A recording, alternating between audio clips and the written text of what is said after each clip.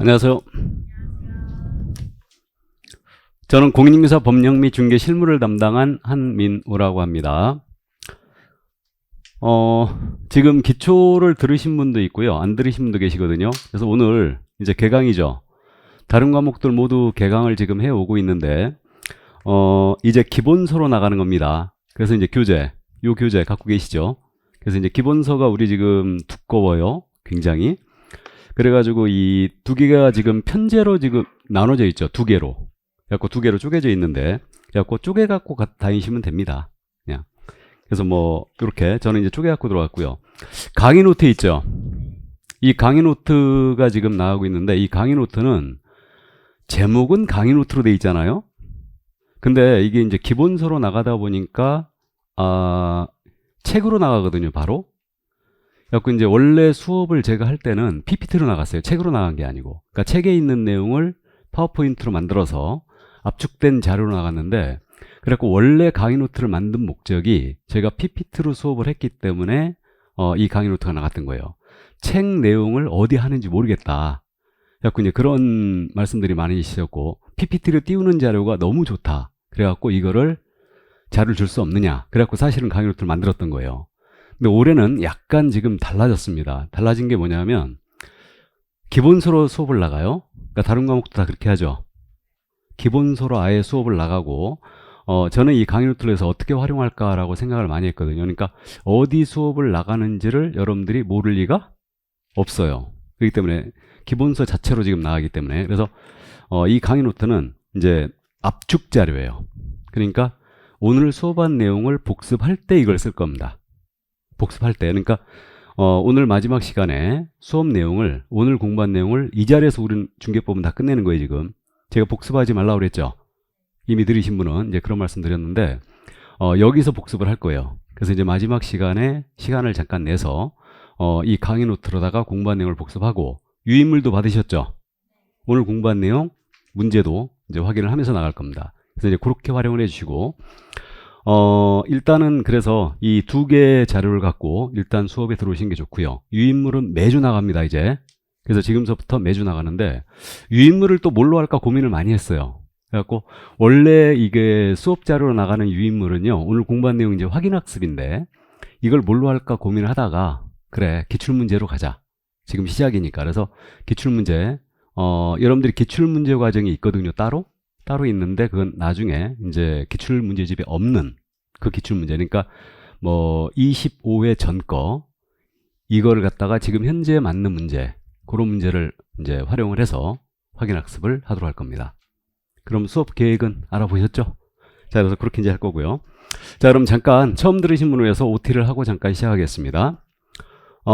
지금 시험 과목이 1차 과목이 있어요. 그래서 부동산학 개론과 민법으로 구성이 되어 있습니다. 그래서 이 두 과목은 이론 소양 과목이라고 우리가 부르고 있는 거고요. 2차 과목은 실무 과목이에요. 그래서 우리 과목이 있고, 부동산 공법이 있고요. 공시세법이 있어요. 그래서 이렇게 이제 세 과목으로 구성이 되어 있습니다. 다만 공부는 공시법과 세법을 따로 하고 있죠.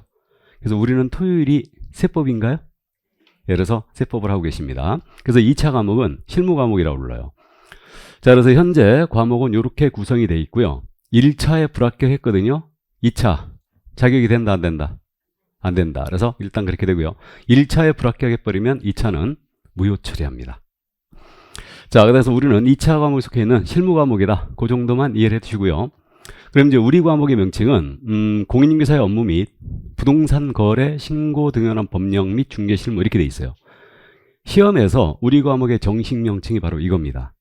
공인인증서의 업무 및 부동산 거래 신고 등에 관한 법령 및 중개 실무, 이걸 줄여서 우리는 공인인증서 법령 및 중개 실무, 이렇게 부르는 거예요, 이게. 자, 그래서 이제 우리 과목은 크게 테마가 세 가지로 나눠져 있죠. 공인인증서 법령 파트가 있고요, 부동산 거래 신고 등에 관한 법령, 요 파트가 있고요, 그 다음 마지막으로 중개 실무 파트가 있어요. 그래서 세 파트로 크게 나눠져 있습니다. 우리 교재도, 물론 이 책은 제가 쓴 책이죠. 그러니까 이제 여러분들은 1년 내내 제가 쓴 책으로 공부를 하시게 됩니다. 그래서 교재 순서 다 똑같고요. 모든 책들이 교재 순서가 다 똑같아요. 그럼 공부하시기는 되게 편할 겁니다. 문제집까지, 기출문제집까지 다 똑같을 겁니다. 그래서 요 세 파트로 다 나눠져 있어요. 이렇게. 그래서 공인인증서 법령, 부동산 거래 신고법, 중개 실무로 나눠져 있고요. 지금 현재 출제 비중은 어떻게 되어 있냐면 공인인증사법 쪽에서 60%를 출제해요. 그리고 우리는 40문제 과목이니까 60%라면 24개가 나온다는 얘기죠. 그 다음에 부동산 거래 신고법은 출제 비중이 일단 20%예요. 그래서 여기선 8개, 중개 실무 쪽에서도 20%입니다. 그래서 8개가 출제가 되고 있어요. 그래서 오니 우리는 40문제가 출제되는 과목이고요. 지금 우리가 치렀던 시험이 이번에 치렀던 게 35회죠. 그러니까 여러분들은 36회를 대비하고 있는 겁니다. 그럼 이제 35회 때는 출제를 어떻게 했냐면요. 공인인증사법 쪽에서는 50% 출제했어요. 이게 그래서 20문제가 출제가 됐고요. 부동산 거래 신고법 쪽에서 일단 7문제, 그리고 중개 실무 쪽을 많이 냈어요. 13문제를 냈습니다. 그래서 이렇게 출제했는데 34회 때는 이렇게 출제했어요. 그대로 24개, 8개, 8개 이렇게 출제했습니다. 그럼 지금 실무 쪽을 35회 때 지금 많이 냈습니다. 그럼 실무 쪽 비중을 높이면 우리가 시험에서 어떻게 될까? 어려워질까? 쉬워질까? 이 문제가 있는데 실무 쪽 비중을 높이면 어려워져요. 실무가 더 어렵습니다. 그러니까 실무는 사실상 이 테두리가 없어요. 그러다 보니까 개론 문제를 내도 이건 실무예요. 공시법 문제를 우리 쪽에서 내도 실무입니다. 그래갖고 우리 쪽에서 13문제가 지금 실무로 비중이 나왔다는 게 민법 관련 문제를 우리 쪽에서 무려 9문제를 냈어요. 이게. 그래서 2차만 하신 분들이 조금 이제 불리했었어요. 2차만 하신 분들이. 기억이 가물가물했거든요. 그래서 어쨌든 이렇게 지금 현재 출제되고 있는데 보통은 이렇게 60%, 20%, 20% 이런 식으로 출제합니다. 자, 그 다음에 이제 난이도 면에서는요, 이건 통상적인 경향을 지켰습니다. 그러니까 우리 시험은요, 출제위원한테 우리 산업인력공단이 출제위원들 위촉을 할 때요, 지침을 그렇게 줘요. 난이도 상급의 문제를 보통 30% 정도 출제해라. 이렇게 지침을 줍니다. 그리고 기출문제에서 약 70% 정도는 반영을 해라. 이런 식으로 지침을 주는 걸로 알고 있어요. 그래서 그렇게 지금 지침을 주고 있기 때문에 난이도 상급의 문제가 13개가 출제됐죠. 이거는 그동안의 경향을 따른 거예요. 35회 때. 그래서 이렇게 13문제. 그리고 나머지 중하급의 문제가 이제 70%가 출제가 됐던 겁니다. 이게. 그래서 이제 요 부분, 요 상급의 문제가요. 종전에는 우리가 보통 여기서 대충 반타작을 했거든요. 그러니까 12개 중에 6개 정도는 맞출 수 있는 정도로 냈었어요. 문제를. 근데 요즘은 최근 경향이 34회 때부터 이런 뚜렷한 경향을 보이는데 이른바 우리가 여러분들이 아시는 그 킬러 문제 있죠. 이 킬러 문제를 진짜 말도 안 되는 문제를 내는 거예요. 그러니까 교재 저 구석에 쬐끄맣게 써있는 참고 이렇게 이제 써있는 그런 내용들을 가끔 물어봅니다. 그래갖고 이런 킬러 문제가 4, 5개가 나오고 있다는 거예요. 그래갖고 이게 여러분들이 여기서 이제 아주 이른바 멘탈이 나간다고 그러죠. 그래갖고 이제 이런 킬러 문제가 상단에 배치돼 있으면은 여러분들이 중개법 풀면서 멘탈 나가버려요, 그냥. 그럼 시험을 망쳐버리는 거야. 그래갖고 이게 이제 컨트롤도 조금 필요한데, 어쨌든 그래갖고 저는 항상 강조하는 게, 이제 나중에 이런 부분을 강조하는데, 시험장에 가서는 넘어가는 걸 정말 잘해야 돼요. 넘어가는 거를. 그러니까, 읽어봤는데 이게 처음 보는 생소한 문제야. 그럼 어떻게 한다? 체크하고 통과해버리는 거예요. 그렇게 해야 되는데, 여러분들이 절대 그렇게 안 해요. 끝까지 네가 이기나 내가 이기나 들이받아버립니다. 그냥. 그러니까 이게 멘탈이 아니야말로 나가버리는 거예요. 그럼 여기서 한번 딱 멘탈이 나가면요. 다음 문제를 다 망쳐요. 이번 35회 때 이 문제가 몇 번에 있었냐면 6번에 있었어요. 6번 문제. 상단에 있었습니다. 그러니까 통과해버려야 되는데 그냥 네가 이기나 내가 이기나 들이받아버린 거예요. 그냥. 그런 분들이 이제 득점을 생각보다 못하게 된 거죠. 이게. 그래서 어쨌든 나중에 강조할 일이고, 그러니까 이런 상급의 문제가 보통은 출제가 이 정도가 되니까 이제 참고해 두시고요. 나머지는 중하급의 문제예요. 자, 근데 이제 기본 내용을 묻는 게 일반적이에요. 그러니까 70% 정도를 기출문제에서 반영하니까 어느 정도 이제 맞출 수 있는 문제를 우리는 내고 있고요. 근데 최근의 경향이 이제 이해를 요하는 문제, 박스형의 문제, 구석에서 출제하는 이른바 킬러형 문제, 그리고 갑이 어떻고, 을이 어떻고, 병이 어떻고, 이런 식의 문제. 그러니까 이게 응용하는 문제라고 그래요. 그러니까 이런 문제들이 증가일로에 있다는 거죠. 이게. 그래서 이제 35회 문제를 조금 더 분석을 더 해봤거든요. 해봤는데, 이제 기출문제에서 전혀 다루지 않았던 문제 있죠. 기출문제에서 전혀 다루지 않았던 문제가 6문제가 출제했어요. 6개가. 그러니까 이게 이른바 킬러 문제로 분류할 수 있겠죠. 그러니까 기출에 다루지 않았으니까 이게.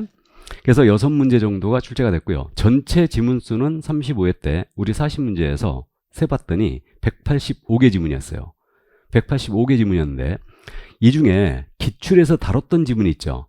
그러니까 기출과 똑같은 지문을 내기도 하고 이 기출 지문을 살짝 바꿔서 내요. 이거를. 그래가지고 185개 지문 중에 153개가 기출에서 반영됐어요. 153개가. 나머지 32개 지문은 기출에서 다루지 않았어요. 이게. 그래가지고 이렇게 153개를 이게 프로테이지로 나눠본 거예요. 그랬더니 83%가 기출에서 이미 다뤘던 지문들이었어요. 이게. 그래서 통상적으로 기출을 몇 프로 정도 반영하라고 지침 나간다고요? 70% 정도. 그러니까 이렇게 반영하는데 요번에 반영이 상당히 많이 됐습니다. 이게. 그럼 결론적으로 느낌이 35회 중개법이 쉬웠다란 얘기입니까? 어려웠다는 얘기입니까? 쉬웠다는 결론이 나온 거죠. 결론적으로. 기출 반영 비율이 높았으니까. 이게. 물론 기출이 5개 지문에 모두 다 들어가 있는 것도 있고 아닌 것도 있겠죠. 그러니까 3개 정도는 들어가고 2개가 항상 남아요. 그래갖고 여기서 이제 선택을 하게 하는데 어쨌든 기출에서 거의 이제 반영이 이렇게 많이 됐기 때문에 결론적으로는 중개법이 35회 때 그렇게 어렵진 않았다. 근데 2차만 하신 분들이 엄청 불리했어요. 왜 그랬다고요? 민법 문제가 무려 9문제, 관련 문제가 9문제가 나와서 정확하게 민법 문제는 3문제를 냈어요. 그리고 민사특별법 쪽에서 우리 쪽에서 6개를 더 냈던 거죠. 이거를. 그래가지고 2차만 하신 분들이 상당히 불리했어요. 그러니까 결론적으로 뚜껑을 딱 열어봤더니 이제 제가 밴드를 운영하고 있거든요. 봤더니 대부분 이제 올라오신 분들이 2차만 하신 분들은 득점을 못했어요. 많이. 근데 이제 1, 2차 동차로 하신 분들은 득점을, 고득점 하신 분들이 있어요. 이분들은. 그래서 이렇게 이제 반영이 됐고. 그러니까 결론적으로 기출이 중요하다는 말씀 드리고 있는 거죠. 그러니까 이제 기출은요, 우리가 속된 말로 제가 그 얘기 합니다. 쪽 꿰고 있어야 돼요. 기출은 쪽 꿰고 있어야 됩니다. 이거는. 그래서 척 보면 이건 기출지문이야. 이 정도가 돼야 돼요. 그 정도로 기출을 여러분들은 이제 열심히 보실 필요가 좀 있고요. 그래서 이제 나머지, 그러면 이제 83% 정도는 기출에 35회 때 반영이 됐는데, 여러분들이 예상 문제집을 이제 푸시게 되거든요. 저는요, 제 나름대로 제 자신을 평가해 봤을 때, 물론 이제 깔끔한 강의, 깐깐한 선생, 이런 얘기를 많이 하거든요. 그러니까 저는 강의를 굉장히 간결하게 합니다. 그러니까 여러분들이 시험에 필요 없는 내용은 거의 안 해요. 다만 이제 실무 쪽 얘기는 제가 가끔 하거든요. 제 경험을 말씀드리는데, 대한민국의 중개사법 선생 중에 실무를 해본 선생은 나밖에 없습니다. 지금 뭐 중개법 교수들이 그 강의하면서 실무 해본 것처럼 막 강의하는데 그거 다 뻥이에요. 진짜로 실무해본 중개법 선생은 나밖에 없어요. 나는 실제로 실무를 해봤기 때문에 제 경험을 여러분들한테 이제 가끔 말씀드리고, 그러니까 개업을 하셨을 때 그런 것들이 이제 피화되고 살이 될 겁니다. 이게. 근데 저한테 이제 우리 여러분들 합격하고 나서 실무 과정이 진행되거든요. 우리 학원에서. 그래서 실무 과정이 진행되는데 뭐 저는 이제 이 강의를 하고 있기 때문에 제가 실무 강의를 좀 꺼려해요. 왜 그러냐면 우리 학원에서 하면 이거 녹화돼 갖고 인터넷으로 나가야 되거든. 근데 진정한 실무 강의는 안 나가는 게 많아요. 나가면 안 되는 게 많다고요. 그래서 제가 이 강의를 싫어해요. 실무 강의를. 그러니까 저는 이제 예전에 지금은 안 하고 있는 실무 강의 할 때 녹화를 못 하게 했어요. 녹화를 해버리면요, 이게 할 얘기를 못 해. 여러분들이 진짜 듣고 싶어 하는 얘기를 못 해버려요. 이거를. 그래서 이제 지금은 안 하고 있는데, 어쨌든, 그래서 이 예상 문제집 있지 않습니까? 이 문제집을 이제 여러분들이 7, 8월 달에 풀게 돼요. 그래서, 저의 또 가장 강점 중에 하나가 문제예요. 그러니까 문제를 아주 깔끔하게 시험에 가까운 그런 문제로 이제 낼 겁니다. 그러니까 이른바 장난친다 그러죠? 시험에서. 그러니까 문제 지문들을 장난치는 지문보다는 정통적으로 여러분들이 꼭 알아야 될 기출과 유사한 지문들을 여기서 연습하는데, 제가 한번 분석해 봤어요. 우리 예상 문제집에서 이게 35회 때 문제가 지문이 몇 개 정도가 적중이 됐을까? 그랬더니 딱 90% 정도 되더라고요. 이게. 그래서 167개 지문이 예상 문제집에 다 있던 지문들이었습니다. 비슷하거나 약간 바꾸거나 똑같거나. 그래갖고 이렇게 됐고, 근데 이제 이것도 있잖아요. 뭐 이렇게 인터넷 이렇게 보면 뭐 나는 99%를 적중시켰다. 뭐 98%를 적중시켰다. 이렇게 말씀하십니다. 이거 뻥이가 아니다. 뻥이죠. 뻥입니다, 이거. 다 거짓말이에요, 이거. 그러니까 이거는 있을 수가 없어요. 왜냐하면 킬러 문제들이 있거든. 그러면 예를 들어서 민법 진짜 문제를 딱 세 문제를 냈는데 정확하게 민법 문제, 진짜 오리지널 민법 문제. 아니 오리지널 민법 문제가 세 문제나 나온 거예요 지금. 그러면 99%가 나올 수가? 절대 없지. 절대 없습니다. 그러니까 어쨌든 이 정도는 굉장히 저는 높다라고 생각하고 있고, 그래서 어쨌든 이제 여러분들이 예상 문제집 제가 3번은 풀어보라고 계속 얘기할 거예요. 그래갖고 문제풀이 할 때 예상 문제집은 자주 봐라. 한 번 보고 덮는 게 아니다 절대. 이제 이런 말씀을 드리는데 3번을 보신 분들은 아주 문제를 쉽게 풀어냈죠. 근데 이제 한 번 보고 덮어버린 분들은 가물가물한 거예요. 그래서 어쨌든 나중에 그런 부분들은 제가 강조할 거고요. 자, 그래서 이제 이 정도 전체 이제 35회를 잠깐 이제 평을 해드렸고요. 그럼 이제 1년간의 스케줄은 지금 어떻게 되냐면요. 일단은 우리가 4주 기초 입문 과정을 진행을 했어요. 그래서 용어 정도 수준에서 일단 정리했고, 전체적으로 우리 공인중개사 법령의 이제 과목에 대한 소개가 진행이 됐습니다. 그래서 입문 과정을 이 자리에 들으신 분도 있고 안 들으신 분도 있는데, 어쨌든 기초 과정을 지냈고요. 이제 본격적으로 진행이 되는 겁니다. 그래서 이제 12월부터 2월 달까지, 이게 그래서 3개월 코스거든요. 그래서 이제 설과 연말이 껴있기 때문에 10주가 딱 나오더라고요. 그래서 다른 과목도 그렇게 할 건데 10주가 딱 나오는데 요 10주 동안 요 기본서를 가지고 기본 이론을 정리할 겁니다. 그래서 원래 이제 10주 과정이면은 기본서에 있는 내용을 다 나가야 되거든요. 근데 아무리 봐도 오늘 수업 분량을 봤을 때 이게 전체를 다 나가지 못할 것 같아요. 그러니까 일단 줄기를 잡으면서 되도록 많은 부분을 다루긴 할 건데, 그래서 이제 기본서를 가지고 요 2월 달까지 한 과정이 끝나게 됩니다. 이게 수업은 우리가 이제 들어봤으니까 알아요. 월요일 화요일 들어봤으니까 수업은 일단 1시간에 50분 그리고 10분 휴식입니다. 그래갖고 몇 시까지? 2시까지 이렇게 할 거예요. 그래서 수업은 제가 봐서 이제 사정을 봐서 2시는 절대 안 넘기도록 하겠습니다. 일단 근데 여러분들은 스케줄을 2시까지 한다 라고 생각하시면 돼요. 그래서 50분 수업에 10분 휴식, 저는 이걸 철저히 지킬 거고요. 자, 그 다음에 이제 3월달 4월달이 됩니다. 그럼 이제 3, 4월 과정에서는 이제 요약집이 새로 나와요. 그래서 요약집을 가지고 이제 핵심 요약 과정을 진행합니다.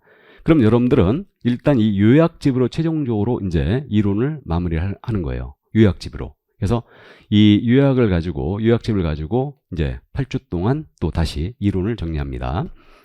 그리고 이제 5, 6월 과정이 돼요. 그럼 이제 5, 6월 달부터 이제 문제가 들어가는 겁니다. 그래서 이제 이때는 또 문제집이 나오죠. 그래서 이제 단원별 기출문제집은요, 우리가 공부했던 순서 있죠. 요 순서대로 그대로 이제 문제를, 기출문제를 보게 돼요. 그래서 저는 이제 기출문제집을 쓰면서 주로 이제 8개년 아니면 7개년 정도 기준으로 기출문제집을 썼어요. 그러니까 지금 35회를 비롯해서 29회 때부터 28회 그 이후서부터 쭉 이제 문제집을 정리했고요. 그래서 물론 이제 그 전에 문제도 특이하고 중요한 문제다 생각하는 것은 문제집에 실었어요. 그러니까 이 문제집을 가지고 8주 동안 또 이제 진행을 합니다.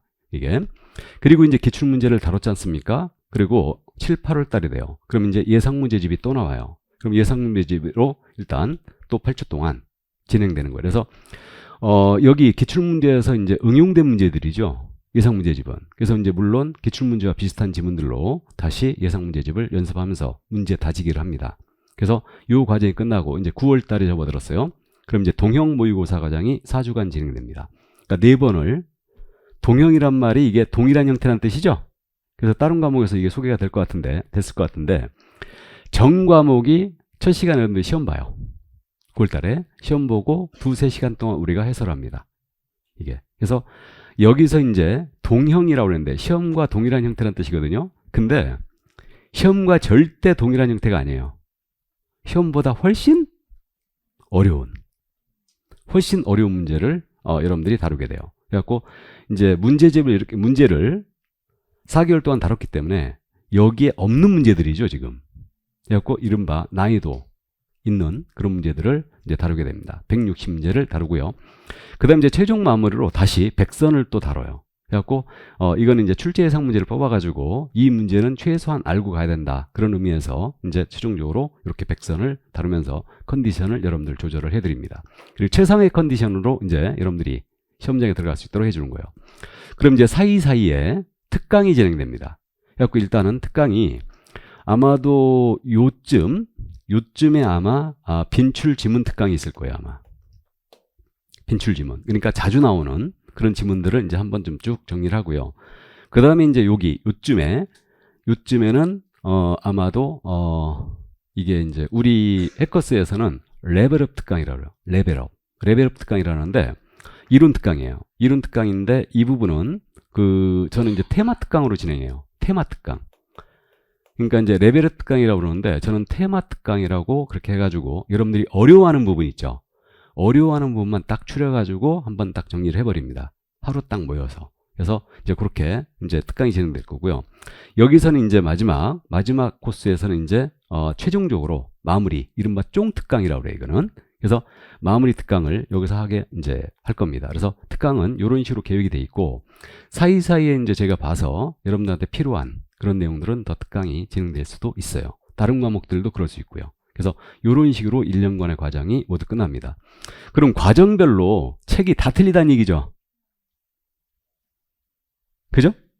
그러니까 기본서, 요약집, 기출집, 예상문제집 이게 이제 핵심적인 여러분들 자료가 되는 거고요. 그 다음에 이제 부수 자료로 강의 노트, 그 다음에 이제 한손 노트라는 게 있어요. 한손 노트가 뭐냐면 저는 한손 노트를 굉장히 권장을 할 겁니다. 그래서 한손 노트 과정은 요약 과정에서 제가 나갈 거예요. 그래서 한손 노트로 이론 요약을 다시 이제 할 건데 그 한손 노트가 뭐냐면 이거는 이제 우리 해커스의 가장 베스트셀러입니다. 이게 진짜로 한 손 갖고 보는 거예요. 그러니까 모든 내용이 여기 다 들어가 있지. 그래가지고 여러분들 이동이 이제 자유신문은 요걸로 이제 가볍게 보고 주머니 이제 들어가기도 하니까 갖고 다니면서 이제 보게 그렇게 이제 해드릴 겁니다. 그래서 결국은 시험이에요. 시험인지라 여러분들이 암기를 해야 돼요. 그러기 위해서 이제 계속적으로 반복하면서 여러분들이 눈에 익숙해져라. 그런 의미로 이제 그렇게 진행이 될 겁니다. 그럼 이제 앞으로 우리 중개법은 어떻게 공략을 해야 되느냐 이 문제입니다. 그래서 지금 강의는 되도록 열심히 들으시길 바랍니다. 그래서 제가 농담식으로 말씀드리지만 우리가 6일 내내 학원에 나와요. 쉬는 날이 없어. 빨간 날도 수업은 진행됩니다. 빨간 날도. 우리 실무에서 중기업 할 때 있잖아요. 빨간 날은 더 바빠요. 국경일에 우리 모십니다. 손님들이 국경일에 나오시니까. 그러니까 미리 그걸 연습하시는 거예요, 지금. 실무기 나가기 전에 빨간 날 일을 해야 되는 걸 미리 연습하는 겁니다. 그래서 이제 수업이 6일 동안 진행되다 보니까 친구도 만나고 좀 그래야 되는데 하루 그럼 과목을 빼가지고 약속 잡아야 되죠. 수업을 들어봤더니 가장 만만한 과목이 무슨 과목인 것 같아요? 중개법. 그래갖고 꼭 제 시간에 이거 약속 잡아가지고 말이요. 그렇게 이제 가시는데 되도록이면 그러지 말라고 그랬습니다. 약속 잡으려면 무슨 과목 시간에 잡아야 된다고요? 민법이나 개론 시간에 잡으세요. 민법 시간은 들어도 모르고 안 들어도 모르고 해도 모르니까 어차피 몰라 그거는. 그러니까 웬만하면 1차 과목 시간에 잡으시기 바랍니다. 그럼 1차 과목 선생님들이 뭐라 하시려나? 어쨌든 그래서 중개법 공시세법 시간에 약속을 많이 잡는 분들이 있는데 그거는 그렇게 하면 안 돼요. 왜 그러냐면 중개법 세법 공시법은 별도로 우리가 지금 공부를 안 하고 있거든. 수업만 듣는 선에서 꺼내고 1차 과목을 지금 하고 있는데 그러니까 수업은 들으란 얘기예요. 그러니까 강의는 열심히 듣는 게 좋고요. 혹시 일이 있어가지고 내가 부득불 못 들었다. 그런 건 이제 영상을 통해서 다시 한번 확인을 꼭 하시기 바랍니다. 그렇게 꼭 해달라는 걸 권장을 드리고요. 그리고 이제 저를 믿어달라는 말씀 드립니다. 그러니까 여러분들은 저하고 같이 1년 동안 가요. 그러니까 저를 믿으셔야 돼. 그래서 저를 믿으시고 기웃기웃 하시지 마시기 바랍니다. 그걸 꼭 당부드리고 싶어요. 그러니까 인터넷 유튜브 같은 데 열어보면 강의들이 엄청나게 많아요. 근데 그런 강의들은요. 진짜 여러분들이 필요한 강의들, 그런 강의들은 유튜브에 안 돌아. 근데 그런 것만 또 열심히 보시는 분이 있다? 근데 그거는 바람직하지 않습니다. 물론 이 자리에 계신 분들은 이 수업을 지금 듣고 계신 분들은 그럴 일이 없겠지만 저를 믿고 따라오시고요. 그리고 이제 꾸준한 반복이 좀 필요합니다. 그래서 이제 반복을 함으로써 우리가 암기를 하는 거예요. 시험인지를 암기해야 한다는 거예요. 그렇기 때문에 단순 암기형의 문제는 많이 내지 않습니다. 35회 때는 단순 암기형 문제를 많이 냈어요. 그런 문제가 쉬워요. 그냥 답이 보이거든요. 근데 일반적인 교양이 암기는 기본이고 이걸 응용하는 내는 문제가 많다는 얘기예요. 그렇기 때문에 암기를 꼭 해야 되고, 물론 암기는 이해가 안 된 상태에서 암기한 건 오래가지 않습니다. 이게 그래서 반복함으로써 이제 암기를 해 나갈 거고요. 그래서 이제 우리 과목은요, 진짜 시험에 중요한 암기 사항들 있죠. 이건 거의 수업 시간에 암기가 될 거예요. 그냥 숫자 같은 것들, 기본적으로 알아야 될 암기 사항들, 이런 것들은 수업 시간에 거의 정리가 될 겁니다. 그리고 이제 물론 암기표 1월 달쯤에 나갈 거예요. 그래서 제 밴드에 지금 암기표 떠 있는데 그 암기표 절대 다운받지 말라고 그랬습니다. 새로이 나갈 거예요, 그거. 그래서 이제 그렇게 해주시고, 기출문제는 이제 아무리 강조해도 부족함이 없다겠습니다. 그래서 기출문제는 아니할 말로 쭉 꿰고 있어야 된다고 그랬고, 그리고 이제 마지막으로 전략 과목을 육성을 해주세요. 그래서 물론 이제 여러분들이 공부하시다 보면 내가 맞는 과목이 나와요. 특히 이제 1차 과목에서 나는 개론이 맞다, 민법이 맞다, 이제 이렇게 정해질 겁니다. 그러면 이제 전략 과목을 둘 중에 하나 해주고, 2차 과목에서는 당연히 전략 과목이 무슨 과목이에요? 중개법이죠. 중개법이고, 뭐 특이하게 나는 공법이 좋더라. 우리 스머프가 좋아서, 스머프가 누군지 알죠? 예. 스머프가 좋아서 나는 우리 한중민 교수님이 너무너무 좋아. 그래갖고 공법을 이제 그렇게 삼으셔도 됩니다. 그럼 공법을 전략 과목으로 삼으시면 한 3년은 하셔야 될 것 같은데, 어쨌든 좋습니다. 그렇게 해주고 전략 파트도 육성해 주세요. 그러니까 예를 들면 민법 같은 경우에도 이제 총칙, 물권, 채권 이렇게 지금 나눠져 있어요. 나눠져 있는데 나는 채권이 맞는 것 같아, 나는 물권이 맞는 것 같아. 그러면 이때 물권 문제는 내가 다 맞추겠다. 그런 식으로 이제 전략 파트도 육성을 해주시기 바랍니다. 그래서 어쨌든 뭐 이론적인 내용인데 이런 식으로 1년간 이제 우리가 하자는 대로 여러분들이 따라오시면 단기간에 끝낼 수 있어요. 그러니까 그걸 믿으시고 그렇게 하면 최종적으로 여러분들이 이제 공인중개사가 되는데 지장이 없을 겁니다. 여기까지. 예. 자, 그러면 이제 OT는 요 정도 선에서 끝내고 이제 가볍게 이제 교재를 보겠습니다. 이게. 자, 우리 교재 18페이지예요. 기본서. 제1장 총칙 그랬어요. 이제 공인중개사 법령 파트에 제1장 총칙이 나왔습니다. 그래서 민법 총칙이듯이 우리도 이제 총칙이 있는데, 이 총칙에서는 용어의 정의, 중개대상물이 문제거든요. 그럼 여기 이제 목차 내비게이션이 있는데, 뭐 요거는 이제 우리가 총칙에 나가면 이제 이렇게 색깔이 이렇게 이게 1장이라는 얘기고요. 여기 색깔이 칠해져 있고 진하게 돼 있네요. 그리고 이제 출제 경향이라고 지금 돼 있지 않습니까? 그럼 이제 여러분들은 수업을 듣고 계시기 때문에 출제 경향은 자세히 볼 필요 없는데, 여러분들이 자습을 할 때는 이 부분을 이제 보셔야 돼요. 그래갖고 여기는 이제 두 문제 출제 비중이 있다고 돼 있죠. 그러니까 저는 이제 교재를 쓰면서도 단어 하나락도 허투루 쓰지 않습니다. 많은 고민을 하면서 쓰는데 여러분들한테 이제 도움이 되도록 그렇게 이제 쓰긴 해요. 그래서 여기는 이제 두 문제 비중이 있다는 걸 말씀을 드리고 있는 거고, 학습 전략에 대한 부분은 지금 용어의 정의와 중개대상물이 나온다는 얘기거든요. 그럼 용어의 정의에서는 6가지 주문을 그대로 암기해야 되고, 그 다음에 중개업 관련 판례를 정리하라. 이게 포인트예요. 그 다음에 중개상물에 대해서는 해당하는지 안 하는지, 이걸 판례를 중심으로 일단 숙지를 해야 된다. 이렇게 돼 있는데, 요건 이제 여러분들이 수업을 들으시면요 자연스럽게 깨닫게 될 겁니다. 그러니까 깊이 있게 이걸 볼 필요는 없고요. 핵심 개념에는 지금 현재 이렇게 제1절 재정 목적, 제2절 용어의 정의, 제3절 중개사물 이렇게 돼 있는데, 이게 별표가 돼 있지 않습니까? 그리고 별표가 지금 5개가 꽉 차 있는 게 있죠. 꽉 차 있는 건 무슨 뜻이에요? 매회 출제. 매회 출제예요. 근데 물론 중개사물은 35회 때 출제 안 했어요. 용어의 정의도 출제 안 했습니다. 35회 때. 그러면 이게 4개죠, 지금. 그럼 용어의 정의는 4개로 돼 있으면은 이거는 5개년 시험 동안 4번 정도를 냈다는 얘기예요. 그런 식으로 이해하시면 돼요. 이거를. 그래서 이제 핵심 포인트가 용어의 정의와 중개상물이다. 이 정도. 그러니까 여러분들이 이제 빨리 보려면 이걸 딱 보시면 돼요. 핵심 개념에서 별표가 5개 돼 있는 것부터 하는 거예요. 그런 식으로 이제 공략을 하는 겁니다. 그러니까 어쨌든 책을 보는 방법을 지금 말씀드리고 있는 거예요. 그래서 처음인지라 이제 그렇게 말씀드린 거. 이런 식으로 편제가 되어 있는 거고요. 자, 그 다음에 이제 19페이지로 갑니다. 그러니까 19페이지로 가면 이제 서론이 나와요. 그래서 이제 법령의 구성인데 이런 건 시험에 나오진 않습니다. 그럼 우리가 공인인증사 법령, 부동산 거래 신고등록 법령, 그 다음에 중개 실무로 편제되어 있다고 그랬는데 우리 공인인증사 법령이 뭐냐? 바로 이 문제거든요. 그럼 공인인증사 법령은 법이라는 게 있죠. 공인인증사법. 그리고 공인인증사법 시행령이라는 게 있어요. 그래서 공인인증사법 시행령이 있고 이건 다른 말로 대통령령이라고도 합니다. 그리고 이제 공인인증사법 시행규칙이 있어요. 이건 다른 말로 국토교통부령이라고 그래요.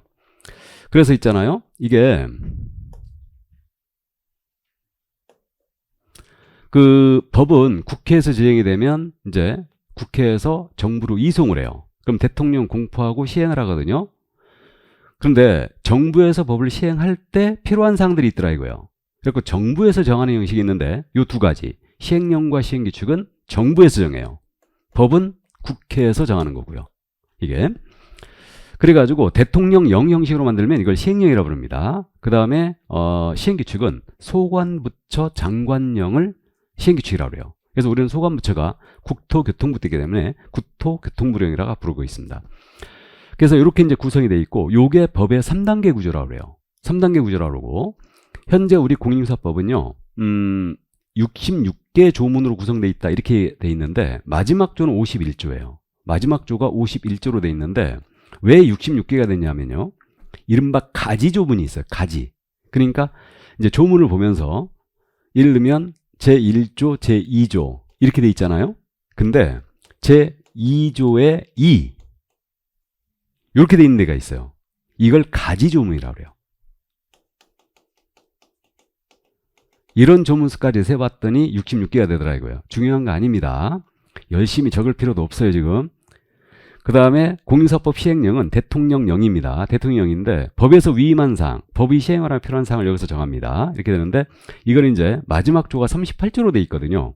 근데 가지 조문까지 했더니 51개의 조문으로 돼 있더라고요. 이렇게 돼 있고 그 다음에 이제 시행규칙은 국토교통부령이거든요. 이건데 국토교통부령은 일단 마지막 조가 29조예요. 29조인데 가지 조문까지 합했더니 31개의 조문이 나오네요. 그래서 이게 이제 토탈 법령이라고 부릅니다. 그러면 법에서 골격을 정해주고 시행령과 시행규칙에서 피와사를 붙인다는 얘기죠. 세부적인 내용을. 그러면요, 여러분들이 이제 공법 시간에 들어봤을 것 같은데 기초입문을 하신 분들은 여기 시행규칙보다 좀 더 세부적인 내용을 정하고 싶다. 시행규칙보다 좀 더 세부적인 내용을 정하고 싶으면 이거는 뭐로 간다? 그렇죠. 조례로 가요. 이렇게 갑니다. 근데 조례는 우리 과목에서는 조례를 출제한다 안 한다? 시험에서 조례를 출제하겠어 안 하겠어? 절대 안 합니다. 조례는 서로 틀릴 수 있기 때문에 이게 그러니까 그 정도입니다. 그러니까 최신 시험의 경향은 법에 없는 내용들 있죠. 이걸 이제 법령이라 불러요. 이 세 가지를 법령, 영 이렇게 돼 있기 때문에 법령이라 부르는데 법령에 없는 내용은 절대 출제 안 합니다. 법령에 없는 내용을 잘못 출제하면요 이거 바로 태클이거든요. 그렇기 때문에 법령에 없는 내용은 거의 출제 안 해요. 그러니까 그건 걱정 마시고 법을 위주로 법령을 위주로 이제 공부를 할 겁니다. 그 정도만 이해만 해두세요. 그래서 이게 법령이다. 예, 그 정도만 이해하시고 그 다음 이제 더 알아보기 시험범위란 말이 있는데 이건 참고하시기 바랍니다. 그 다음에 더 알아보기 중기업의 연역이 나옵니다. 이게 중기업의 역사거든요. 시험에 내지 않습니다. 그러니까 넘어갑니다. 기본서인지라 구색을 갖추기 위해서 실어놓은 놓은 거예요, 그냥. 이거는. 그렇게 참고하시고. 그래서 이제 우리는, 부동산 중개업법이었다가, 현재는 이제 공인인증사법으로 최종 바뀌어서, 그러니까 정확하게 부동산 중개업법에서 공인인증사법으로 바뀐 것은 2017년도였어요. 2017년도에 공인인증사법 이렇게 바뀐 거예요. 우리 법 이름이. 부동산 중개업법이었다가. 근데 이제 9차 개정할 때, 어쨌든, 이게 그 7차 개정, 이렇게 이제 이런 게 있는데 이런 내용들은 이제 참고만 하시기 바랍니다. 자, 그 다음에 이제 우리 법의 성격이 나와요. 요것도 시험에 요즘 내지는 않습니다. 그럼 우리 법은 부동산 중개에 관한 사항을 정한 법이에요. 그렇기 때문에 부동산 중개, 중개업에 대해서는 일반법적 지위가 있어요. 그럼 일반법이란 말도 쉽게 가자고요, 그냥. 그럼 일반법은 널리 사회적 지위나 계층, 성별, 지역, 시기 이런 거에 관계없이 적용되는 법이겠죠. 널리. 그러니까 부동산 중개 분야에 대해서는 일반적으로 널리 적용되는 법이에요. 일반법을 기본법이라고도 합니다. 그래서 우리는 부동산 중개업은 일반법적 성격이 있죠. 근데 민법이나 상법에 대한 관계에서는 특별법적인 관계가 있어요. 그럼 특별법이란 말은 특별한 지역, 특별한 시기, 특별한 계층, 특별한 사람들을 대상으로 시행하는 법. 이걸 특별법이라고 해요. 그럼 법을 일반법과 특별법으로 왜 구분하냐면요. 그 구분의 이유는 법 대원칙 중에 하나는 특별법 우선의 원칙이라는 게 있어요. 그러니까 한 가지 사안에 대해서 2개 이상의 법이 적용되게 됐는데 어느 법을 먼저 적용할 거냐 문제가 생기거든요. 그러면 먼저 적용하는 법을 뭐라 한다? 특별법이라고 그래요. 이게. 그러면요. 보세요. 이게 민사관계예요. 이게 민사관계입니다. 그럼 민사관계를 규율하는 법의 총체. 이걸 뭐라고 할 것 같아요? 민법. 이걸 민법이라고 그래요. 그럼 민사관계 중에서 특별히 상사 영역을 규율하는 법이 있겠죠? 그 법이 무슨 법이겠어요? 상법이죠. 그러니까 상사관계는 민사관계 중에 하나겠죠. 그러니까 상사관계를 규율하는 법. 이것을 상법이라고 합니다. 그럼 상법의 지위를 따져보면 상사관계에서 일이 생겼어요. 그럼 상법을 먼저 적용하겠죠. 그러니까 상법은 상사관계에 대한 일반법이 되는 겁니다. 그런데 이게 민법이 상사관계에도 보충유로 적용이 되겠죠? 그럼 상법에 규정이 없습니다. 상법에 규정이 없으면 무슨 법이 적용되겠어요? 민법이 적용되겠죠. 그러니까 상법은 민법보다는 상사관계에서는 먼저 적용돼요.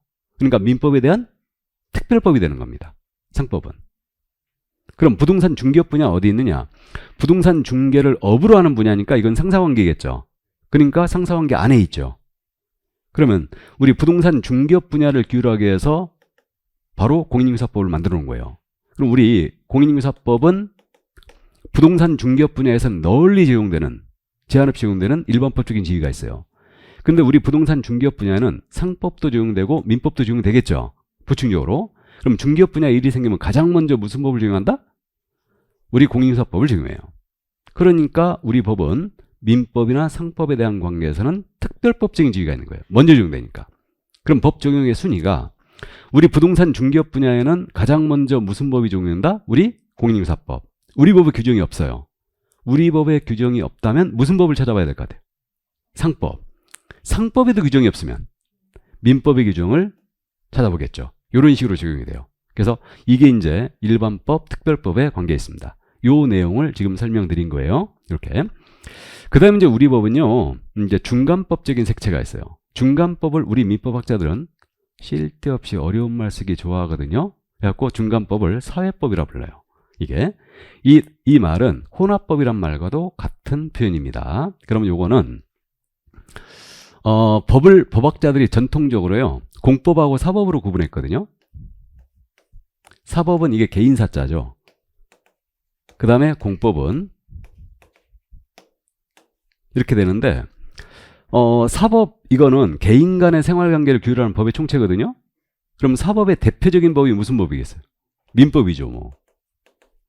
그럼 공법의 대표적인 거. 공법은 국가와 국민 간의 관계, 국가와 정부 간의 관계, 이렇게 주로 수직적 체계를 규율하는 법이 공법이에요. 규제를 대상으로 하죠. 규제를 목적으로 하고 있어요. 그럼 공법의 대표적인 법이 무슨 법이겠어요? 네? 국계법. 맞아요. 국토개혁법 같은 경우는 이제 우리가 공법으로 분류하고 있잖아요. 그러니까 국토개혁법은 규정을 보면 대부분 국민에게 의무를 부여하고 있죠.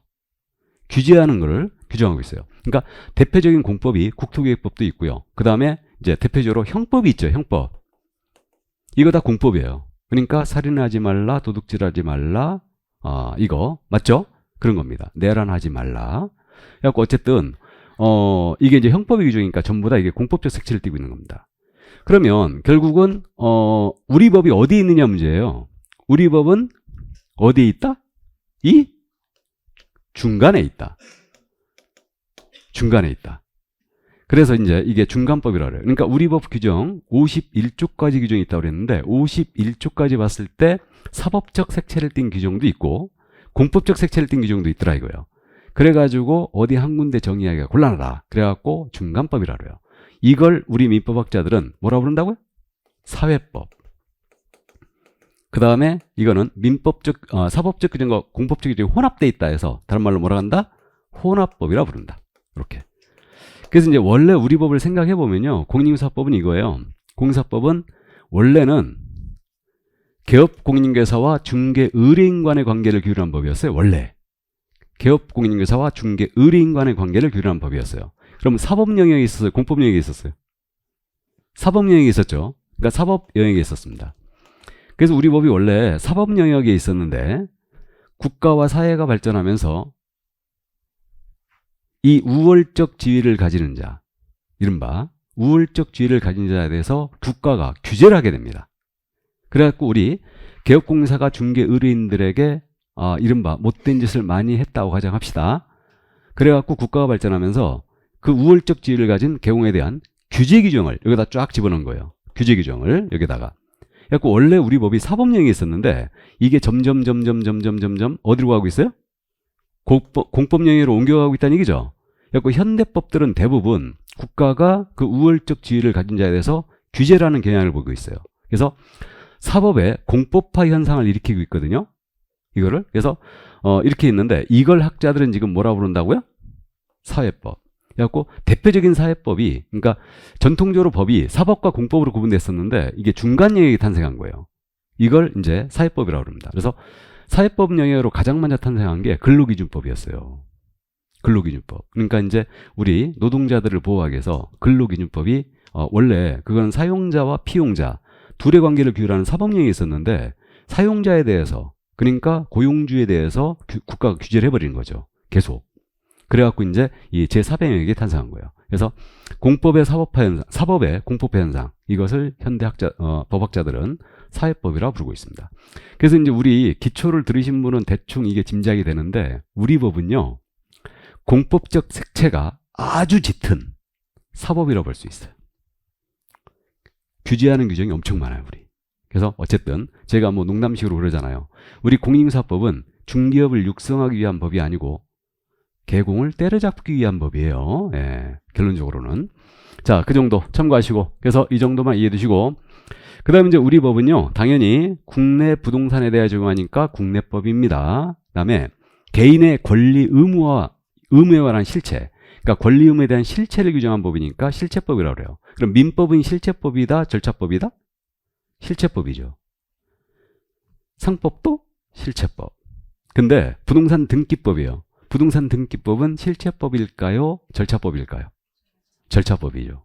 이게. 그러니까 개인의 권리 의무를 규정한 법, 이것을 실체법이라 합니다. 참고하시기 바랍니다. 여기까지. 이게 이제 우리 법의 성격이었어요. 앞으로 이건 다룰 일이 없어요. 1년 내내 하면서 오늘 마지막이에요.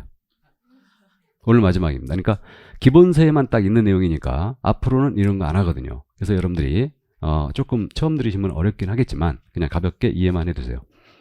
자, 그럼 여기까지 하고 이제 법의 지정 목적이 나오죠. 그럼 이 부분은 커피 한 잔 먹고 깔끔하게 쉬었다 할까요? 예.